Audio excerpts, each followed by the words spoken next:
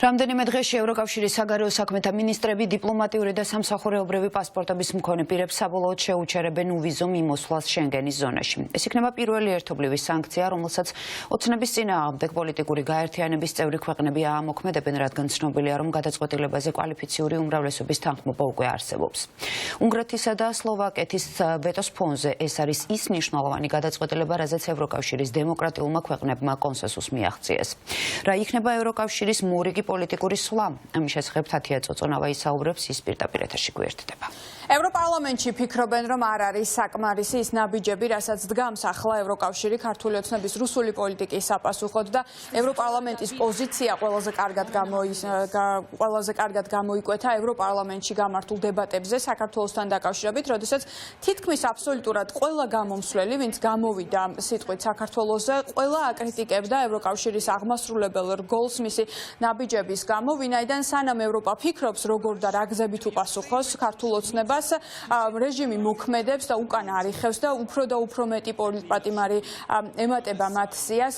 ახალ არჩევნებთან დაკავშირებითაც არანაირი წინსვლა არ არის და მნიშვნელოვანია ამ მხრივ ევროპარლამენტარების შეფასებით, რომ ევროკავშირმა გონივრული ქმედებები დაუპირისპიროს ქართული ოცნების ამ ნაბიჯებს. ჩვენ ვესაუბრეთ ევროპარლამენტში საქართველოს საკითხზე მომხსენებელს რასა იუკნევიჩიანეს, რომელიც თვლის, რომ ძალიან სწორი იყო ის კრიტიკა, რაც გაისმა აღმასრულებელი რგოლის მისამართით ევროპის საკანონმდებლო ორგანოში, ვინაიდან ევროპელი დეპუტატების ფუნქცია და მიზანით სწორედ ეს იყო, რომ დაენახებინათ რეალური სურათი რა ხდება საქართველოში ევროკომისიის წარმომადგენლისთვის, ევროკავშირის აღმასრულებელი რგოლისთვის და როგორც თავად ამბობს, გამოსავალი ამ ყველაფრიდან არის ძალიან ხისტი სანქციების დაწესება რეჟიმის წინააღმდეგ, პირადად ბიძინა ივანიშვილის წინააღმდეგ, როგორც სავიზო, ასევე ფინანსური სანქციების ნაწილში და ნებისმიერ ყველანაირი სანქცია უნდა იქნას მისი შეფასებით გამოყენებული რეჟიმის წინააღმდეგ, იმ რეჟიმის წინააღმდეგ, ვინც მიაქანებს ქვეყანას სრული სვლით რუსეთისგან, ასევე რეჟიმის სრული იზოლაცია არის ძალიან მნიშვნელოვანი, რომ ყველა დონეზე იყოს გაწყვეტილი ქართულ ოცნებასთან ნებისმიერი სახის კონტაქტი და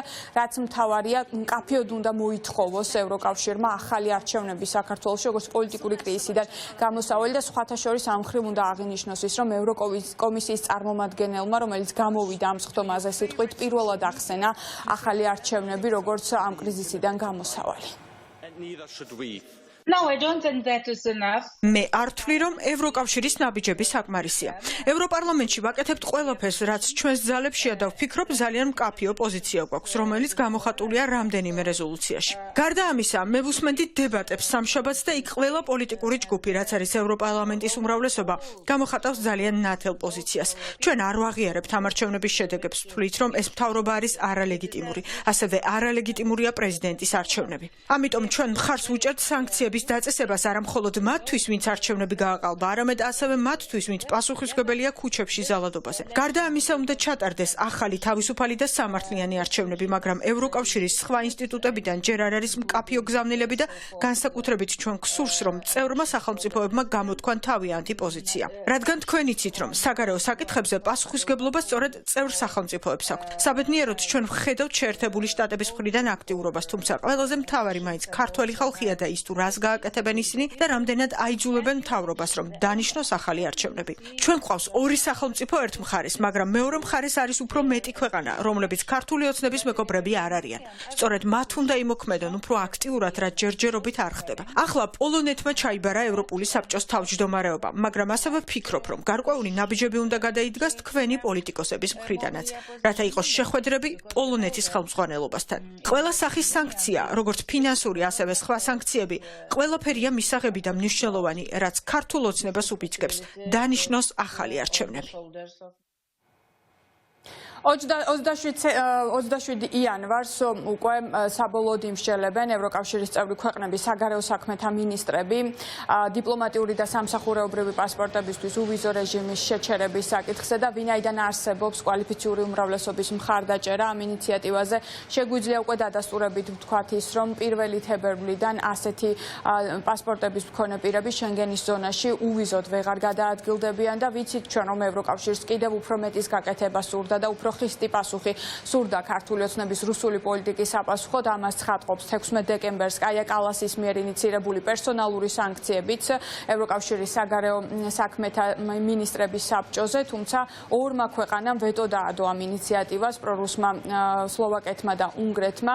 შესაბამისად, ვინაიდან ერთობლივ გადაწყვეტილებებზე და სრულ კონსენსუსზე არის დაფუძნებული ევროკავშირი, ამ ორი ქვეყნის გამო პერსონალური სანქციების ნაწილი ჩავარდა, რაც შეეხება დიპლომატიური პასპორტებისთვის უვიზო რეჟიმის გაჩერებას. ამ ნაწილში არსებობს შესაბამისი საკმარისი ხმები და ეს გადაწყვეტილება იქნება მიღებული უკვე 1 თებერვლიდან ამოქმედდება უпроსწორად.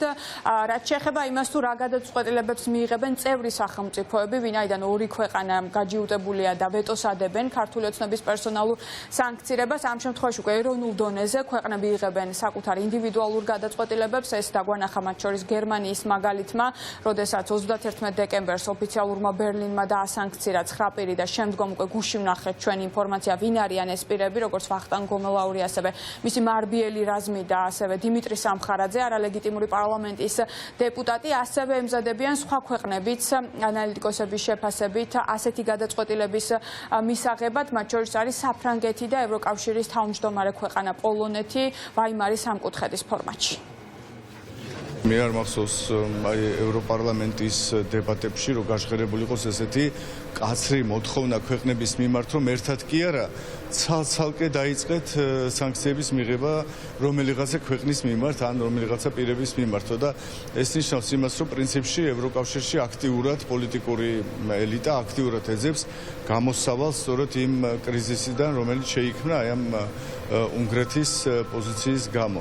და ვფიქრობ, რომ იქნება ძალიან ეს თქვა სერიოზულად გამოყენებული ეს რესურსი, ანუ ქვეყნების მიერ ინდივიდუალურად დაწესება სანქციების, რაც დაიწყო ბალტიისპირეთის ქვეყნებმა და ეხლა ძალიან მნიშვნელოვანია, რომ გერმანიამ ესეთ დიდმა ქვეყანამ და წამყვან სახელმწიფომ ევროკავშირში პრაქტიკულად მიიღო ინდივიდუალური ესეთი გადაწყვეტილება. გერმანიის სანქციებში რამდენადაც მე ვიცი არიან ასევე მოსამართლეებიც უკვე გამოჩნდა პოლიტიკური სახეებიც, ინდივიდებიც და მე ვფიქრობ, რომ ინდივიდუალურად ეროვნულ დონეზე გერმანიის მხრიდან სანქციების დაწესება ძალიან მნიშვნელოვანია იმ თვალსაზრისით, რომ შესაძლოა კონკრეტული ქვეყნის გამოისობით ევროპულ კავშირში ვერ იქნას მიღწეული ერთსულოვნება, მაგრამ ეროვნულ დონეებზე ჩვენ ვიხილავთ კასკადს სანქციების, იქნება ეს სავიზო შეზღუდვები თუ ფინანსური სანქციები, საფრანგეთიც, პოლონეთიც, ვაიმარის სამკუთხედის ფარგლებში და სხვა ევროპული ქვეყნებიც იყო საუბარი მსურველთა კოალიციაზე და ეს კოალიცია იქნება საკმაოდ მოცულობითი, მინდა გითხრათ, რომელიც დაადებს სანქციებს ამ კონკრეტულ პირებს.